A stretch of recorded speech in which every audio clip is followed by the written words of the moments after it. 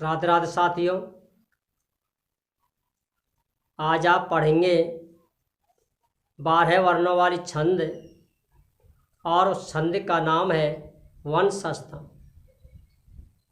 वंशस्थम छंद में 12 अक्षर होते हैं। चारों चरणों में कुल 48 वर्ण होते हैं। यति विधानम नास्ति, इसमें कोई यति का विधान नहीं है। आप केवल 12 वर्ण देखें और 12 वर्ण यदि आपके लिए मिलते हैं तो वहाँ आप वंशस्थम छंद का नाम लिखें। वंशस्थम छंद का लक्षण है जतौ तो वंशस्थम उदीरितम जरौ। जतौ जगण और तगण, जरौ जगण और रगण। इसकी जो गण रचना होती है, पहला गण जगण, दूसरा गण तगण, तीसरा गण जगण और चौथा गण रगण।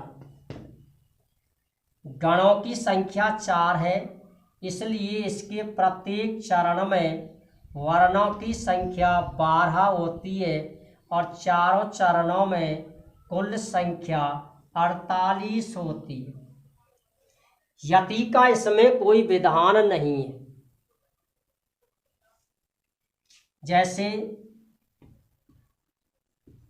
उदाहरण है गजाननम,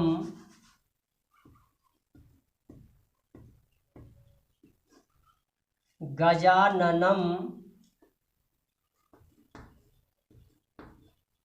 भूत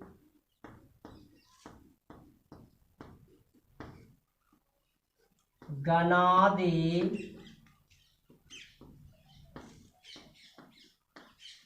सेवता। ये पहला चरण है। गजाननम भूत गणादि सेवतम कफित जम्बू फल चारु भक्षणम उमासुतम शोक विनाशिकारिकम नमामि विघ्नेश्वर पाद पंकजम। ये गणेश वंदना का श्लोक है। इस गणेश वंदना में वंशस्थम छंद है। प्रत्येक चरण में वर्णों की संख्या 12 है। ये पहला चरण है। गणरचना लघु, गुरु और लघु। गुरु, गुरु और लघु।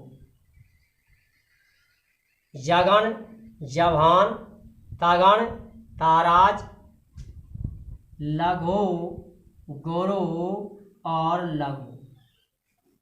ये गण जगण, ये गण तगण, ये गण जगण, रा, जय और भा। ये गण आपको मिल गया रगण।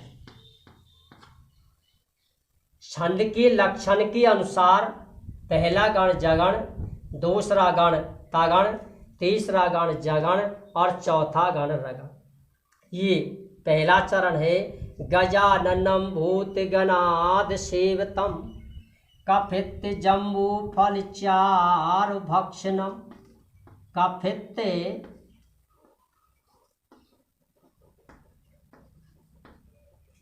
जम्बू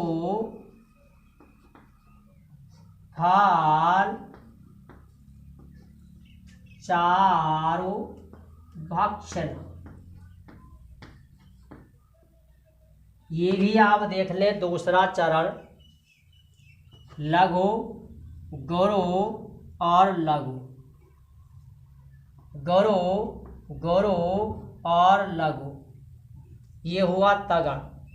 लघु, गुरु और लघु। गुरु, लघु और गुरु। अंतिम 2 चरण हैं उमा सुतम शोक विनाश कारकम। चौथा चरण है नमामि विघ्नेश्वर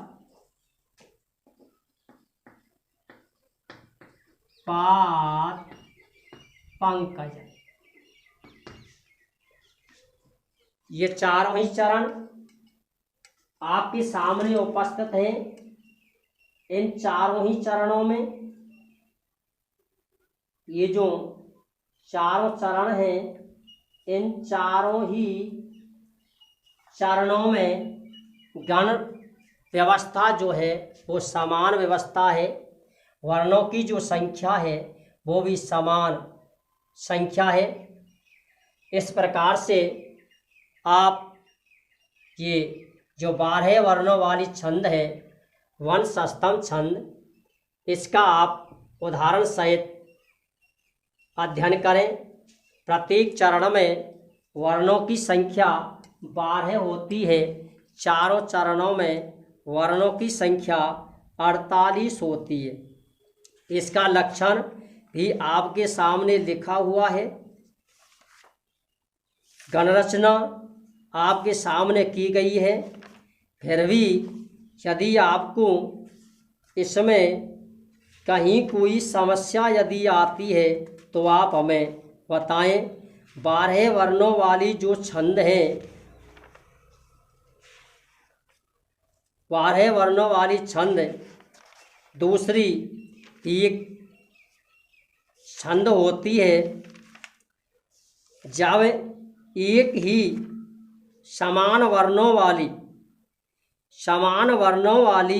जब छंद आपको मिल जाती हैं तो इसके लिए हमने एक पहले अक्षर के द्वारा पहचान आपके लिए बतलाई थी। वंशस्थम छंद में भी वर्णों की संख्या 12 होती है और एक छंद होती है द्रुत विलंबित, इसमें भी वर्णों की संख्या 12 होती है। इसका भी पहला वर्ण लघु है और द्रुत विलंबितम जो छंद है उसका भी पहला वर्ण लघु होता है। इसलिए यदि किसी भी छंद में वर्णों की संख्या 12 दी हुई हो, पहला वर्ण यदि लघु हो तो वंशस्थम छंद आप लिख दें, और यदि पहला और दूसरा दोनों ही वर्ण यदि लघु हो तो आप वहाँ द्रुत विलंबितम छंद लिख दें। क्यों?